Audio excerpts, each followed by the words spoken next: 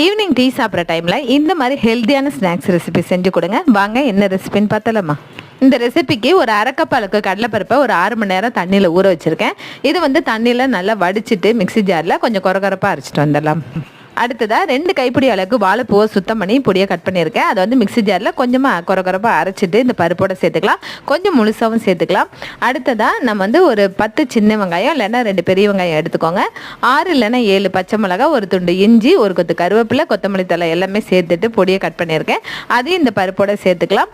தேவையான அளவுக்கு உப்பு சேர்த்துட்டு இதில் ஒரு அரை ஸ்பூன் அளவுக்கு சோம்பும் சேர்த்து நல்லா மிக்ஸ் பண்ணிக்கலாம்.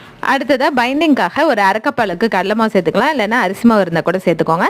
இதே நல்லா சேர்த்துட்டு பிசைஞ்சு இதை வந்து வடையாக தட்டி எண்ணெய் ஹீட் ஆனதுக்கப்புறம் இதை ஒன்றா சுட்டு எடுங்க. செம்ம சூப்பராக இருக்கும். ரொம்பவே ஹெல்த்தியானது. டீ சாப்பிட்ற டைமில் ட்ரை பண்ணி பாருங்கள். ஸ்டவ்வை மீடியம் ஃப்ளேமில் வச்சுட்டு சுட்டு எடுங்க. தேங்க்யூ.